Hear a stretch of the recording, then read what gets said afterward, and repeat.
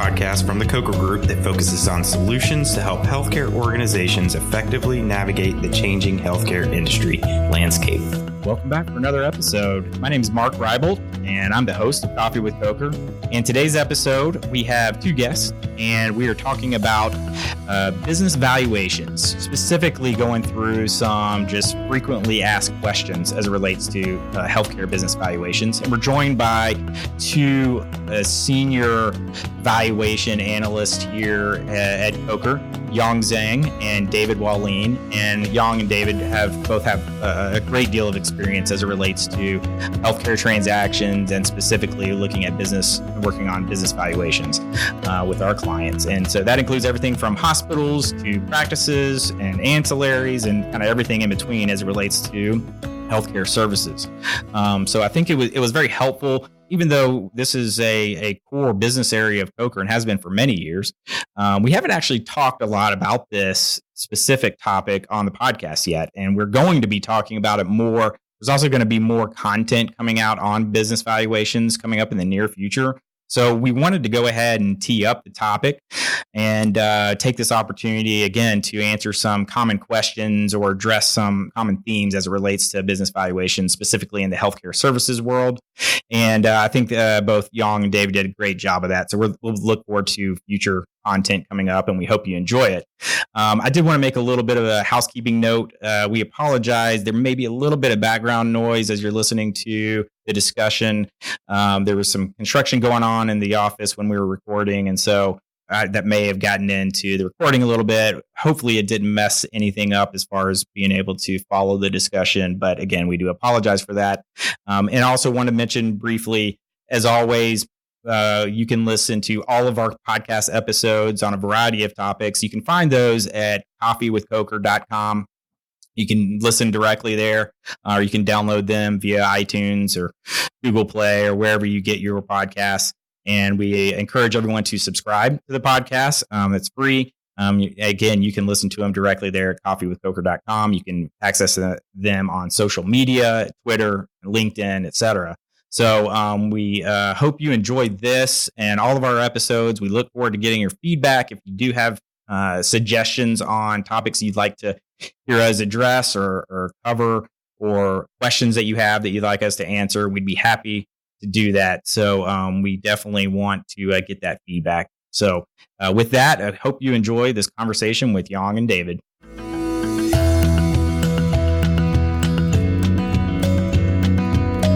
Welcome to Coffee with Coker, both David and Yong. This is the first time you guys have been on, so welcome. Thank you. Thanks for having us. Yeah, absolutely. As I mentioned in the intro, we're talking about business valuations today. And again, what we thought would be helpful for everyone when we talk about business valuation, kind of what Coker does in this realm, we thought it'd be good to lay some groundwork and start with just some almost like a frequently asked questions session. What is valuation? What does this mean? When do you need it? What are the different methodologies? Things like that.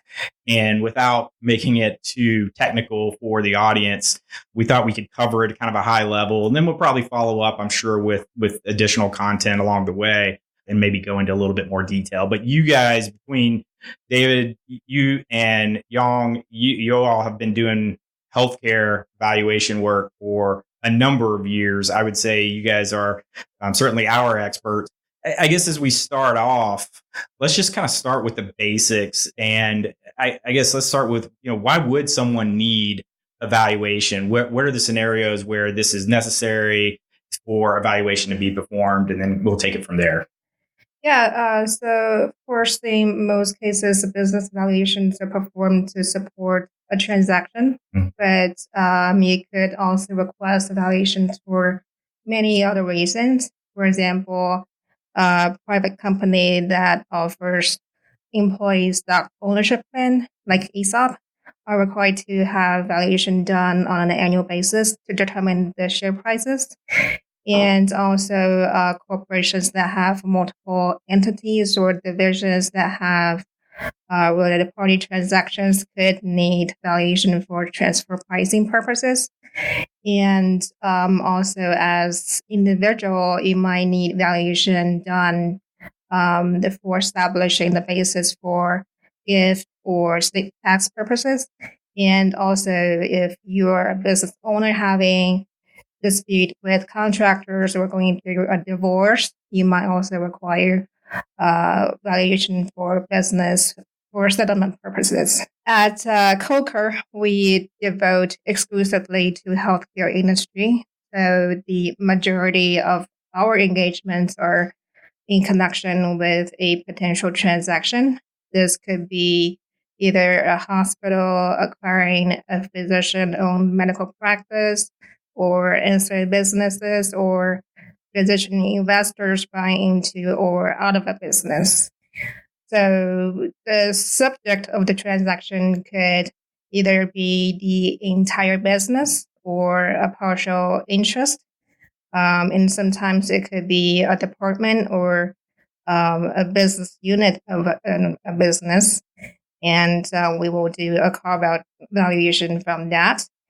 The point you made that the evaluation process is usually linked to some sort of transaction scenario. I think that certainly hits close home for me, since a lot of my consulting work in the past has been transaction oriented, and I think, and Yong, you kind of alluded to this, transactions come in many different forms and shapes and sizes and scales and all that. And we'll talk about the standard methodologies of valuation, I'm sure, but I think there's kind of an art and science to valuations, and that there's kind of the technical methodologies, but since every transaction has its own unique characteristics and elements, that can make the valuation process unique in its own right as well, as far as the characteristics and whether, like Yong, like you said, whether it's a hospital buying up a surgery center or a joint venture with a group of physicians, or maybe an employment deal, or hospital acquiring another hospital, or two hospitals merging. I think we've seen all of those, and they definitely look very different.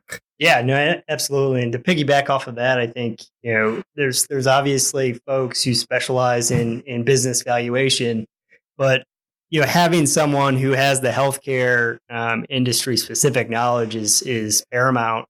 If you are a healthcare entity, even from the initial scoping of a project, because at Coker we see just a vast array of different types of entities. Right from the get-go, you can start feeling that efficiency in a project from that experience. And then, Mark, as you mentioned, upfront, generally different entities, you're going to be looking at, different valuation approaches, which we can get into. Mm-hmm. But, I really can't stress enough, having that unique industry experience and being able to leverage that within these valuations. Yeah, no, I think that's a good point, because at the end of the day, there's the financial element to the valuation, right? There is, what is the enterprise value? What is a share of stock? Or what is the goodwill? What is the tangible asset value?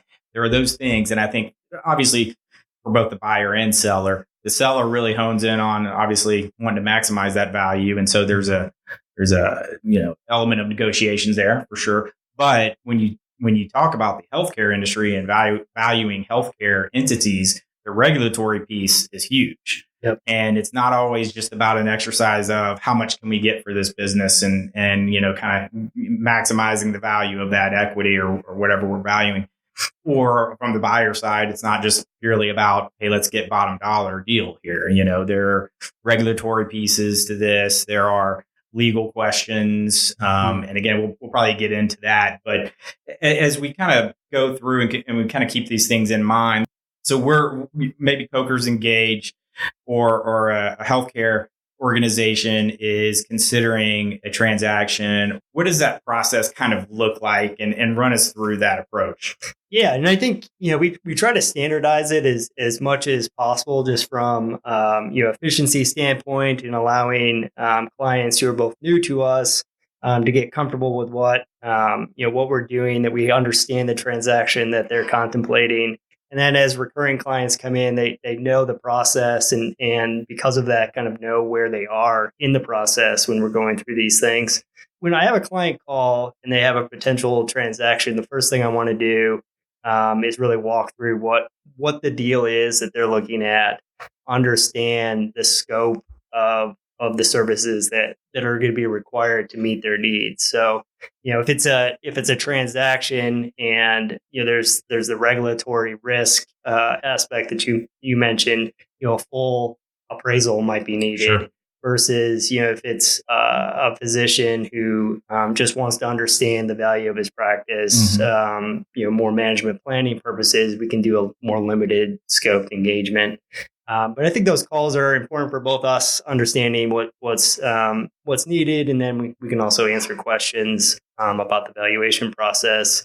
Assuming that all goes well, we'll put out a formal engagement letter, really to memorialize what we're going to be doing, the scope of the engagement. That time we usually send a data request out just so you can, as a client, understand what we're going to be looking for. It helps with the efficiency I found in getting the data, because that's usually the most time-consuming aspect of the valuation is actually getting data in the door that makes sense. And so once that engagement's been signed, we spend probably a couple weeks digging through data, coming up with preliminary questions to make sure we have a good, solid, concrete base for the valuation.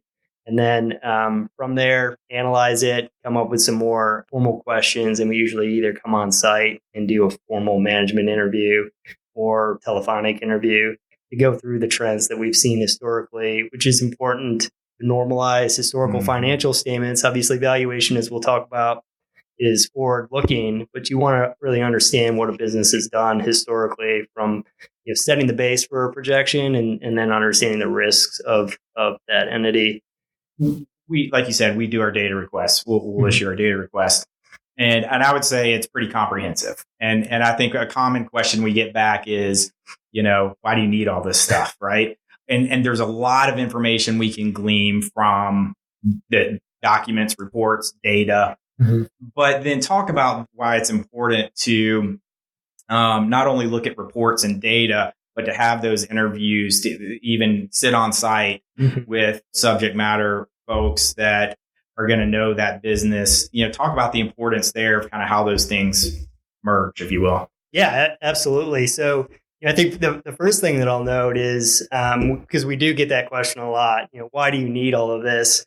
There's a couple answers to that. First, it helps us get a more rounded picture of the business before we come on site. So we have a good, efficient management interview. We're not asking questions that could be easily obtained through just looking at some reports. But the second is, and this kind of goes with risk and making sure that we understand the data.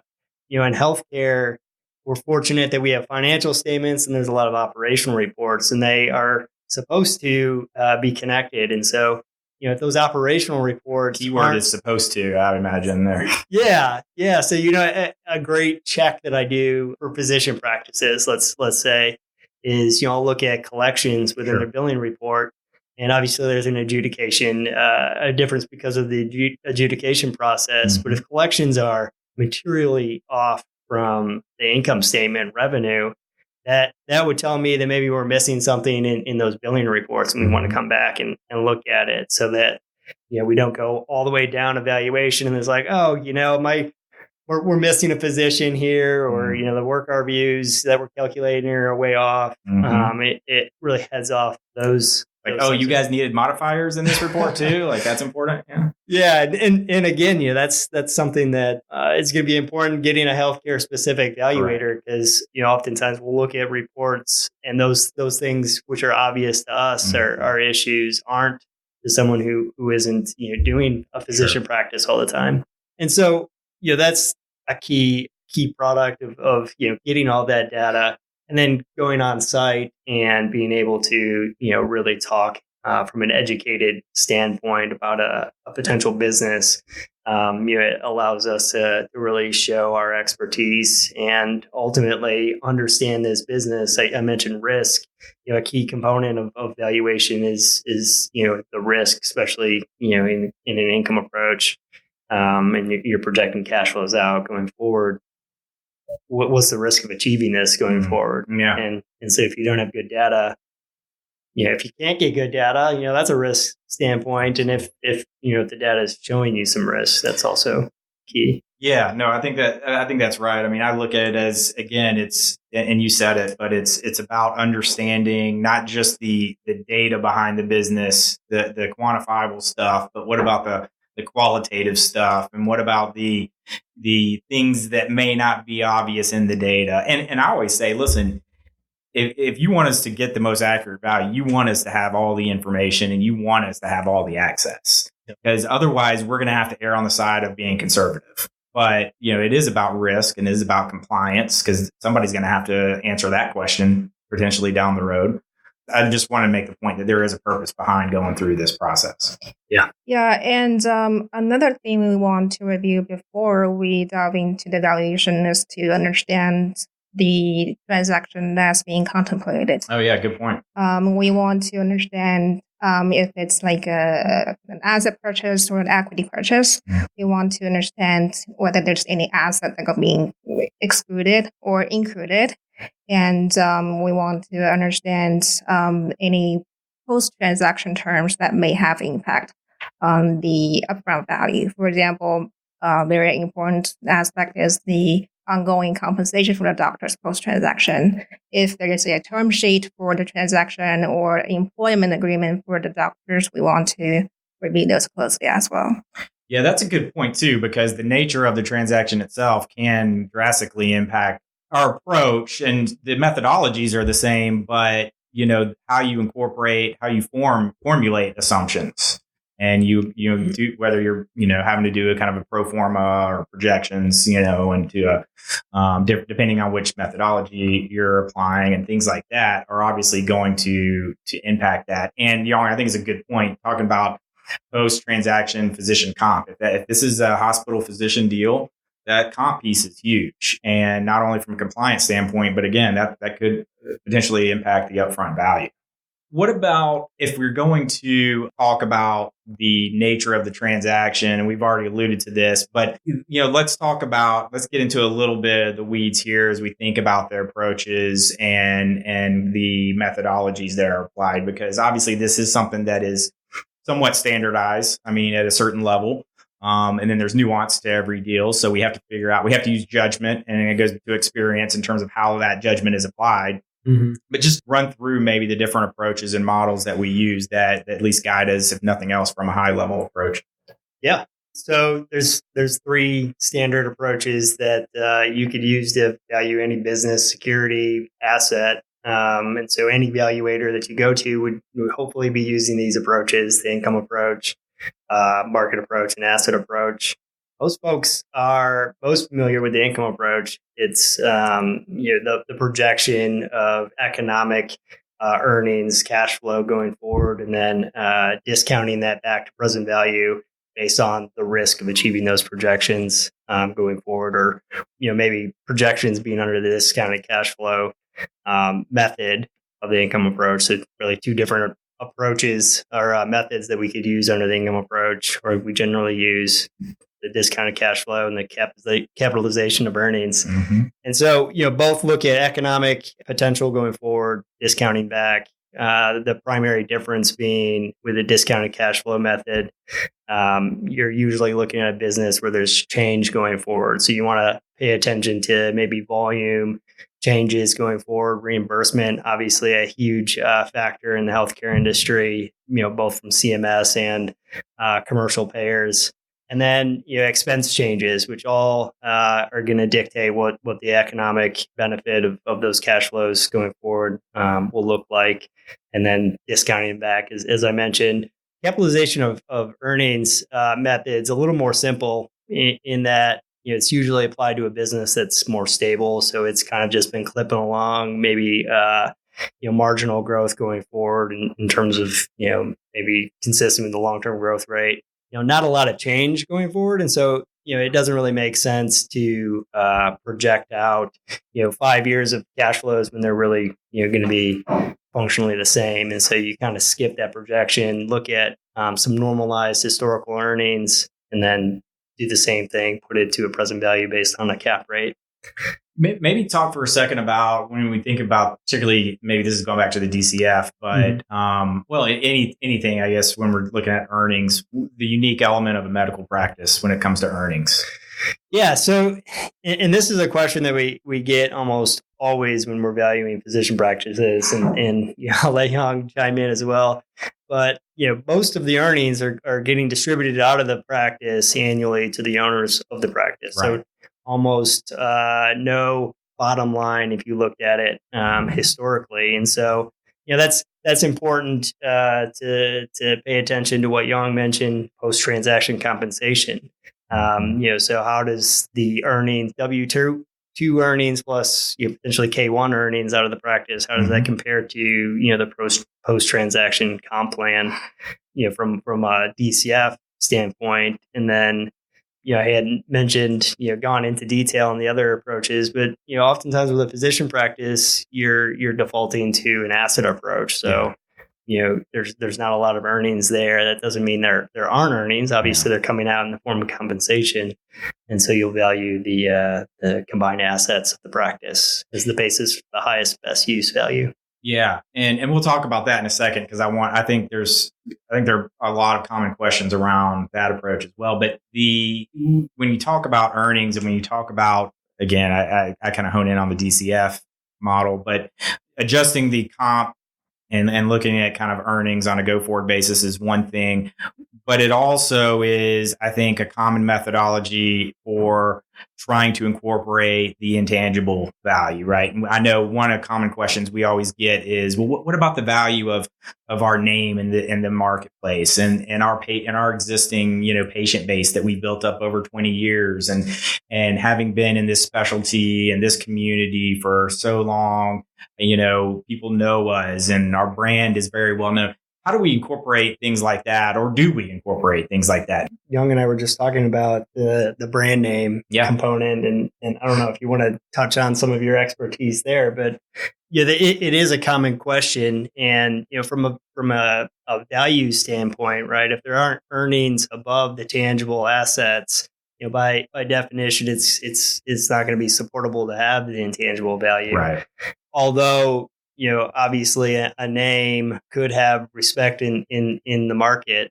Whether or not you can support, a brand name from an earnings standpoint, it could be difficult. And then, one of the other conversations specific to a brand name that Yong and I have had is that name actually registered? Is that, what's the ownership of that name?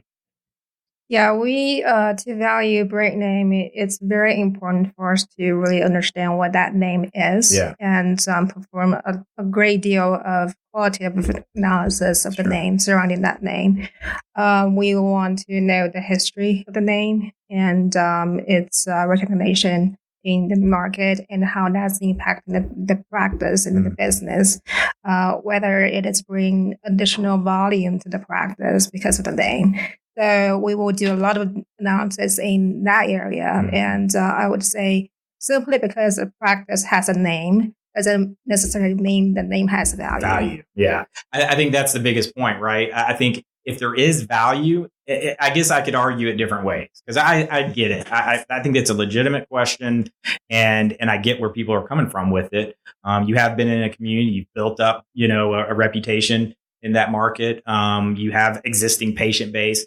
But it's not necessarily additional value. But in theory, I guess we could argue that the value of that name has been getting paid out through your income, right? Yep. I mean, that is represented in that income, which is your earnings. And so it's not, additional intangible value always. Now, I think, though, Yong, to your point, I think, and David, you alluded to this, but there are those cases where it's like, yes, there is kind of additional over and above value incorporated maybe in that name for, again, qualitative reasons. And that's, again, I think that's where the judgment comes in. And yes, sometimes it's relatively subjective, but that's why we do the analysis that we do. Sure. The other thing I'd say is when we're doing like a discounted cash flow, it is based, and David, you explained this, but it is based on a pro forma. It is based on a projection. So let's just say we have a 5-year pro forma. Inherent of that projection, we're incorporating the value of that name. And again, you alluded to this, anything else that may affect those earnings going forward on that, let's again just say 5-year basis. So if costs are expected to go down, then maybe we can incorporate that. If rates, contract, whether it's commercial contracts or Medicare, are going up or down, we're going to have to account for that. If we think there's growth, significant growth going to occur, you're opening up a new site, or you're, adding services, or you're adding physicians or other clinicians that are allowing you to expand volume, we can incorporate that. But that pro forma is key to incorporate any of those intangible things that are going to, ultimately drive future earnings that tie back to the value.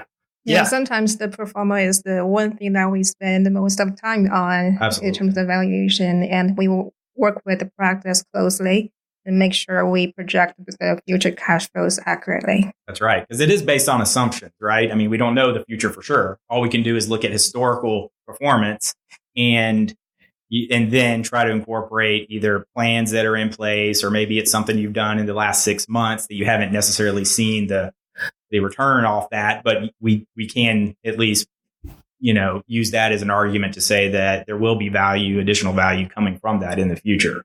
Yeah. And I think that's right, Yong. I think that to make sure those assumptions are right, that is probably where we end up spending the most of our time. The rest, more or less, is kind of accounting and some math, right? I mean, I don't want to dumb it down, but at the end of the day, getting those assumptions of the pro forma right is ultimately going to make probably the biggest difference. Yeah, absolutely. It's, coming up with those assumptions. And then, you had mentioned valuation is part art, part science. And I think, the art aspect of it is looking at those assumptions objectively, and, being able to sit back and put some kind of risk associated with meeting those, both based on historical performance. Have they been able to do this historically? And then our experience with other, entities who are trying to do the same thing, and understanding some of the pitfalls that could occur. Yeah, that's right. Well, let's talk a minute about the asset approach, because and you kind of started going down this path, but a lot of hospitals acquiring practices and employing physicians, most of the value is going to be tied to the tangible assets, with some goodwill perhaps involved in that. But maybe talk about that a little bit, because I know that is a large portion of the hospital physician deals that we do. And with a lot of physicians out there, a lot of practices exploring alignment options with hospitals, this is where the valuation discussion is going to become very critical for them. Yeah, absolutely. So generally, when you're looking at a physician practice, obviously we mentioned that the earnings are getting distributed out. We want to kind of default down to an asset approach and look at what's there, both tangible assets, and then if it is a large platform practice, perhaps there's some intangible value there as well. Mm-hmm. But generally these deals are structured as asset purchases, and so you're looking at the fixed assets. And then perhaps the cost avoidance of the practice having electronic medical records, cost avoidance of having a workforce in place. And so you're really looking at from a purchaser, what am I avoiding in terms of recreating this from a valuation standpoint? And that's, in the most simplest terms, the ultimate basis for the value of the practice. Yeah. Walk through that process. Maybe say I'm a 3-physician practice, you're the hospital, or you're the valuator for the hospital. What are some of those things that I need to be aware of? You mentioned obviously the hard assets. I imagine the workforce you mentioned, the medical records. Just kind of explain for me, what I need to be aware of when I'm thinking about, all right, well, how are all these things ultimately going to come together in some number or some range of a figure that can be paid out? Yeah. So, and I'd be interested to hear what Yong's experience has been on this. But generally speaking, the fixed assets, it's not a huge number for a small practice. Chairs, exam tables, maybe an ultrasound machine. I mean, things like that. Yep, absolutely. The workforce in place. There's a general staffing structure that you need for a physician practice. So perhaps, for every physician, you have 2 RNs, some front desk staff. But again, for a smaller practice, it's not going to be an obscene number. Right. And then the electronic medical records, it's generally, and I mentioned it's based on kind of the cost avoidance of having those records electronic in place. And so you're looking at generally who would be entering those records. It's a front desk clerk, perhaps, and so an hourly rate. And again, this is fairly dumbed down, but an hourly rate. How long does it take to enter a record, multiplied by the number of records? So again, not huge numbers here. The key, though, that Mark, you had brought up, with a physician practice specifically, that value's coming out of the practice, annually in the form of owner compensation, and so that's a key aspect of a physician practice that needs to be communicated or understood. And then oftentimes, when we're not looking at huge dollars in terms of an upfront purchase, but you got to think about from a transaction perspective, that practice owner, they're no longer having the risk of running the practice. And oftentimes, and this isn't, a unilateral statement, but oftentimes we can support compensation, at least in terms of what they've made historically, Sure. and oftentimes an increase. And so that's from a hospital's perspective, trying to look at this in terms of talking to a physician. It's, we're going to give you, the value of your assets in terms of what we're purchasing. We can oftentimes, support higher compensation going forward, and you no longer have the risk of running this practice on your own, and you have our support going forward. I want to come back to that point because again, it ties in the valuation itself, the upfront value with the future compensation piece, which I think is critical, particularly when you're talking about hospital employment deals. But Yong, maybe to explain real quick, when we're looking at asset values or the tangible asset valuation itself, and you're looking at hard assets, it's not just book value or depreciated value, right, of those assets. That is Talk correct. about the approach briefly, if you don't mind. Yeah, we would, as part of our on-site review, we would inventory each piece of equipment and the furniture. So we would basically go room by room and take down the asset inventory listing. And we will come back and we apply two approaches. One is the market approach. We would do our research and look at comparable used equipment. And also we will look at the cost approach, in which we look at the cost of purchasing the equipment and the age and remaining useful life, and do our calculation. So the fair market value of the assets will not be the book value. Correct. Yeah, which is, I think, is a good point, because it's not just what you're carrying on the value carried on the books or how it's been depreciated necessarily, but it truly is the value of that asset in place or in use. Right. So I think there's a little bit more there. Again, David, to your point, it's not going to, I always say it's not going to be what you're going to buy the beach house, on, but Yeah. It's not nothing either, I guess. Yeah, it's not immaterial. Yeah.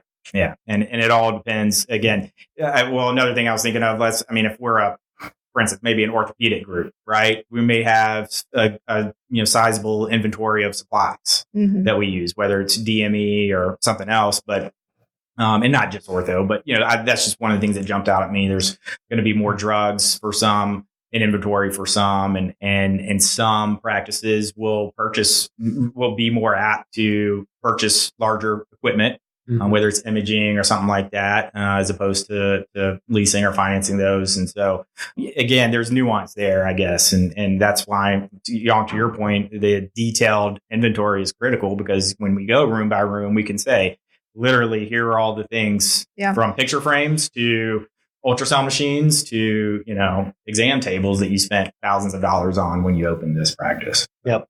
Going back, David, to what you're talking about, again, I don't want to miss that point, and we've already, covered it, but I think when you're thinking about this from the hospital perspective and that type of transaction, just going to the group and saying, here's the valuation is only part of that equation, right? I think we have to put that in conjunction with, and here's the compensation model we're proposing for you, so that those historical earnings, that historical income, can be reflected on a go forward basis. So, back when we were all probably getting started, we saw a lot more of the larger upfront dollar deals, and buyers were paying a lot more for practices upfront. That proved not to work out very well. And there were also plenty of compliance issues that came up from a fair market value standpoint. They, I think, kind of went the other extreme where it was almost very little upfront, but, they could pay a decent amount more in compensation. And I feel like we're coming back. I mean, we're still probably in that category now, but I think, we're considering maybe a little bit more upfront in some of these deals. But again, it has to come from somewhere. They can't just pay big dollars just to get that group in with the hospital system. It has to be fair market value.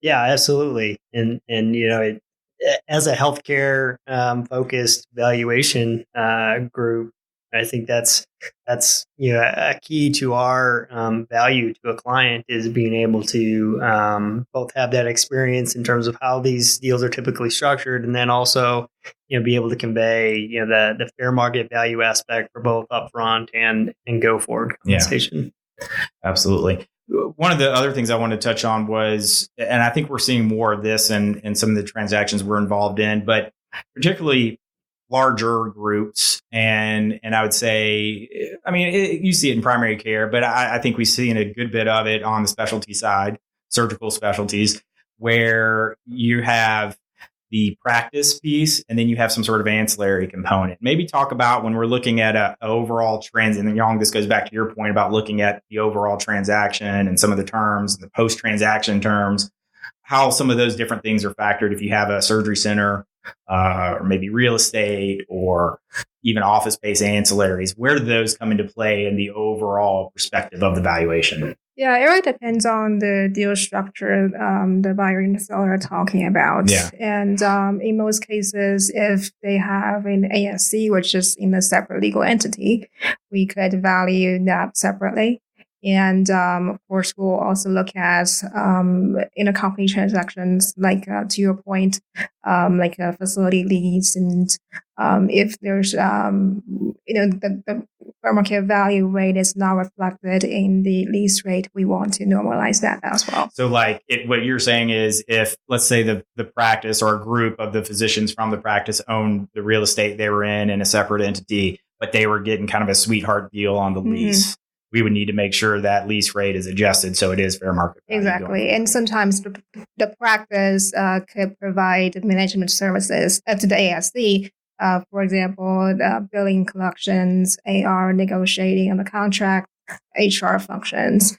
And for those cases, we will also look at the management service fee rate and make sure those rates are reflective of fair market value rates. I feel like we're seeing more and more the management services agreements or the MSO, the management services organization that is involved, which brings up another good question. And I kind of breezed over the market approach, but you look at whether it's an MSO or a ASC or, endoscopy center or whatever it may be, maybe it's renal care or something like that. Those entities often do have earnings to them. It's not necessarily paid out entirely in compensation. So there is what we call EBITDA, earnings before interest, taxes, depreciation, and amortization, the true earnings of an entity. How does that come in? Because we often get the question, well, I've been seeing deals go at 10 times EBITDA or 12 times EBITDA or 18 times EBITDA, so our business should be worth, $80 million, that type of thing. And it's not that's, I don't want to make it light of, I'm not trying to, put anybody down and saying that's just absolutely wrong, but I guess it is, you have to say, hey, there's more to it than that. Maybe speak to that. Yeah. The market approach is difficult because of that, because you're often, your multiples are often referenced, and it's with really little understanding of what the actual deal that multiple is. Explain what you mean when you say multiples, because I said it too, but sure. When we talk, it's based on comparable transactions or comparable valuations, or your comparable entities. Yep. Maybe just explain that real quick when we talk about multiples. Yeah, so if you're going to look at market multiples, that's going to be derived off of ultimately a deal price, and so that's that deal price divided by, if it's a revenue multiple, revenue, EBITDA multiple, EBITDA. And so when someone says 5 times EBITDA, to evaluator, that means from the most technical standpoint, they took invested capital divided by EBITDA, and they got 5 times. The issue is that numerator really invested capital, and oftentimes we don't know. So we've talked about equity deals, asset deals, the carve out of service lines and divisions, and there's so many things that it can impact ultimately the deal price. And then EBITDA, if referenced, you're using that as a denominator, but you could be coming up with a multiple that's really not applicable to what you're doing. Adjusted EBITDA. I'm using air quotes. I hear a lot of normalized or adjusted EBITDA, that type of thing. Yeah. So when I'm, when multiples are referenced to me, my first question is, do you know what the ultimate deal was? Can you talk to me about that? And then, to the extent we can adjust our subject entity, to match those deal terms, we would, and then maybe there's comparison to the multiple, but more often than not, we don't. And so there's a lot of, transaction databases where you can pull market data. But again, the nuance in that data is pretty limited. And so each individual deal can be very nuanced. Yeah. And then there's limited footnoting. There's usually maybe one note, the volume's beds. Right. We're looking at a multiple on beds, but what does that really mean in terms of the deal price? I think so. I guess the bottom line answer is there's just not a lot of good comps, basically. Yeah. And even the comps that we do have aren't always apples to apples. You can't always just say, and we hear a lot of that, right? Well, I know this group across town did a deal with this hospital and they got X times, EBITDA for this. And so we think we can support the same thing. Well, again, there are a lot of questions that come up to make sure, if we can really apply an apples to apples comparison to that as far as a true comparable transaction, or we just kind of, pulling a little bit here, pulling a little bit there and trying to make it fit. Yeah. And that also raises another comment. And I know Mark and I were talking about this the last time I was here in Atlanta in reference to private equity deals. And this is becoming maybe less common, but is that deal price fair market value, or is it some different standard of value?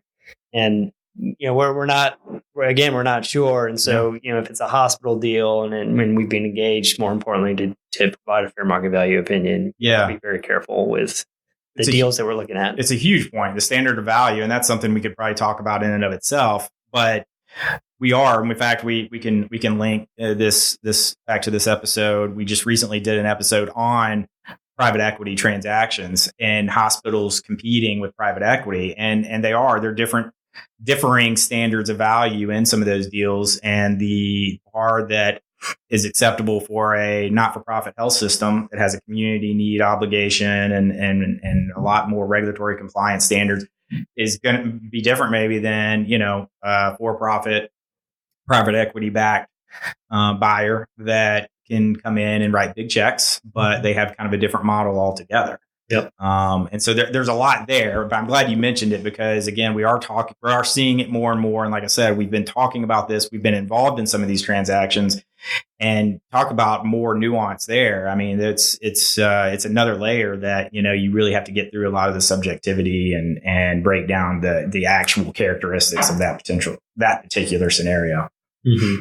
Yeah. Private equity firms will be willing to pay premium pricing on larger groups, which they would consider like a platform practice. Mm-hmm. But for any add-on practices, they will pay much less. Sure. Yeah, that's right. And their model or their targets from a return on that investment or return on that capital is very different, right? They're going after something different than a hospital is. I mean, ROI can be measured in different ways. And I think we've seen that in some of these comparisons and kind of the long-term impact, the community impact, the local market dynamics, things like that. And so I think that's something we're going to be talking more about. And actually, I think in the future, it'd be nice to dive in a little bit deeper on the valuation component of those deals, because there are a number of different variables, and it's still kind of, even though the deals, private equity doing deals, that's not new to the healthcare world, but there are some new elements, and we're seeing more and more activity more and more market entrants trying to really get into, acquiring some of these platforms and then, or existing platforms adding on. So I think we're going to see more and more of that. Yeah. Anything else that I know we breezed over a lot of this stuff and we purposefully didn't want to get too far in the weeds on some of the technical stuff, but there's a lot there that we could. And so I'm sure people listening to this will have questions, and obviously we'll make sure everyone knows where to follow up with Yong and with David and any other kind of points of contact within Coker that may be beneficial. And I know we're going to have more information coming out on some of these things here, in the future, not too far. But anything else that you guys want to say as far as in closing? Or I think this is why Yong and I, have had a career in business valuation, is because it is very dynamic. There's Sure. a lot of nuance there that we could, for lack of better words, nerd out on. Mm-hmm. On these, we've talked a lot about the valuation of entire entities. We've talked about equity, acquired assets.